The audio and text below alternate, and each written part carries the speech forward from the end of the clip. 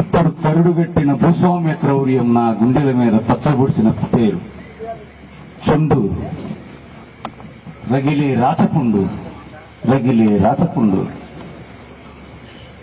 నన్ను బాధితుడని పిలవకండి, నన్ను బాధితుడని పిలవకండి. నేను అమరుణ్ణి, అమరుణ్ణి, ఎగిరే ధిక్కార పతాకాన్ని. మీకు చేతనైతే, మీకు చేతనైతే ఆ శవాన్ని నగరం నడిబొడ్డున ఖననం చేయండి. ఒక జీవన రవళిని వినిపించే విదురువనాన్నై వికసిస్తాను. మీకు చేతనైతే నా శవాన్ని ఈ దేశం ముఖచిత్రంగా ముద్రించండి. ఒక సుందర భవిష్యత్తునై చరిత్ర పుటల్లోకి పరివ్యాపిస్తాను. మీకు చేతనైతే, మీకు చేతనైతే, మీకు చేతనైతే నన్ను మీ గుండెల్లోకి ఆవాహన చేసుకోండి. ఒక పెనుమంటల పెనుగులాటనై మళ్లీ మళ్లీ ఈ దేశంలోనే ప్రభవిస్తాను.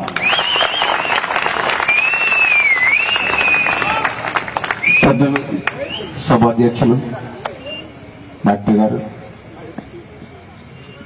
ఎంతోమంది పెద్దలు, ఎదురుగా ఉన్న యువ బాల పెద్ద మేధావులు అందరికీ జైభీం. ఈ రోజున సాంఘిక సంక్షేమ హాస్టల్ 9వ వార్షికోత్సవం మీరు జరుపుకుంటున్నారు. అందుకు మీ అందరికీ అభినందనలు తెలియజేస్తున్నాను.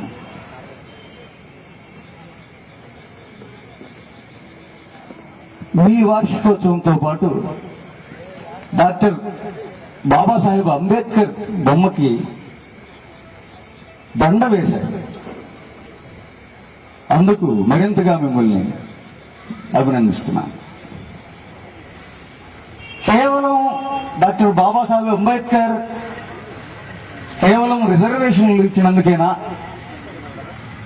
కేవలం అందుకే ఆయన బొమ్మలకి కొబ్బరికాయలు కొట్టి పూజలు చేస్తున్నామా? ఇంకేదన్నా ఆయనలో ఒక రోల్ మోడల్ ఎవరన్నా కనపడుతున్నారా అనేది ఒకసారి మనం ఆలోచించుకోవాల్సిన అవసరం ఎంతైనా ఉంది. అధ్యక్షుల వారు హెచ్చరిక నాకు గుర్తుంది, అది పాటిస్తాను నేను.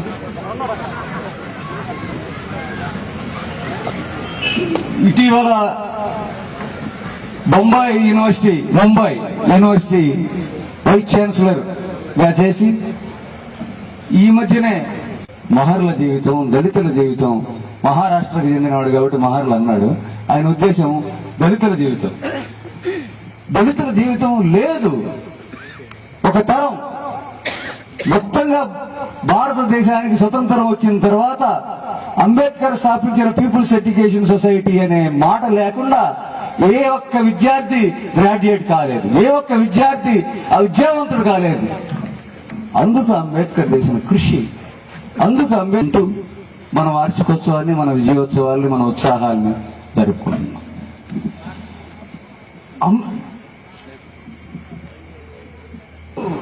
తన వాళ్ళని, తన తరాన్ని, తన వాళ్ళని, తన జాతిని, తనలోని అణగారుతున్న విద్యకు దూరం అవుతున్న పిల్లల్ని వాళ్ళకి చదువుని అందుబాటులోకి తీసుకురావాలని ఆయన తపనపడ్డాడు. ఇక్కడ రెండు విషయాలు మనకు స్పష్టంగా అంబేద్కర్ జీవితంలో మనకు కనపడుతుంది. Politics of education and educational politics.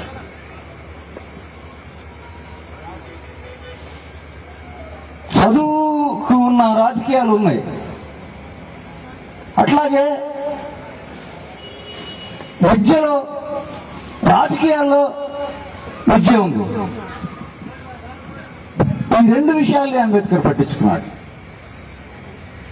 ఈ ఎంతమంది రిప్రజెంటేషన్, ఎంతమంది రాగలుగుతున్నారు నా పిల్లలు, నా జాతికి సంబంధించిన వాళ్ళు, నా అనగారిన జాతులకు సంబంధించిన వాళ్ళు, అంటరాని జాతులకు సంబంధించిన వాళ్ళు ఎంతమంది ఎడ్యుకేషన్లోకి రాగలుగుతున్నారు, విద్యా సంస్థల్లోకి రాగలుగుతున్నారు, అవకాశాలను పొందగలుగుతున్నారు అనేది ఒకటైతే, అసలు మా సంస్కృతి ఏమిటి, మా చరిత్ర ఏమిటి, మా సాహిత్యం ఏమిటి, మా వారసత్వం ఏంటి, ఇదంతా అసలు సిలబస్ లో, కరిక్యులంలో చేరుతుందా లేదా అన్న రెండు అంశాలను ఆయన పట్టించుకున్నాడు. రెండు రకాల రిప్రజెంటేషన్ ని పట్టించుకున్నాడు. ఒకటి రెండోది ఎడ్యుకేషన్ ని డిసైడ్ చేస్తున్న రాజకీయాలు ఏంటి, ఎవరు అధికారంలో ఉన్నారు, వాళ్ళు ఎవరి ప్రయోజనాల కోసం విద్యా వ్యవస్థని విద్యా విధానాన్ని నిర్ణయిస్తున్నారు అనే విషయాన్ని కూడా ఆయన పట్టించుకున్నారు. అందుకోసం మనం అంబేద్కర్ని రోల్ మోడల్గా స్వీకరించాల్సిన అవసరం ఉంది. విద్యార్థులకి రాజకీయాలు అవసరమా లేదా అనే చర్చ ఈరోజు అవసరమే లేదు. విద్యార్థులు స్కూళ్ళల్లో కాలేజీల్లో ప్రవేశించక ముందే స్కూళ్ళకి కాలేజీలకి విశ్వవిద్యాలయాలకి రాజకీయాలు ఉన్నాయి, వచ్చేసినాయి.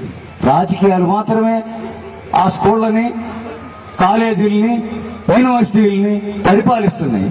ఆ రాజకీయాలు మాత్రమే ఎవరు ఆధిపత్య స్థానంలో ఉండాలి, ఎవరికి ఏ అవకాశాలు ఇవ్వాలి, ఎవరికి స్కాలర్షిప్లు ఇవ్వాలి, ఎవరికి ఇవ్వకూడదు, ఎవరికి హాస్టల్ మెస్లో చోటు ఇవ్వాలి, ఎవరికి ఇవ్వకూడదు అని చెప్పి ఆ రాజకీయాలు మాత్రమే పనిచేస్తున్నాయి. ఆ రాజకీయాలను పట్టించుకోకుండా విద్యార్థులుగా మనం బతకలేము.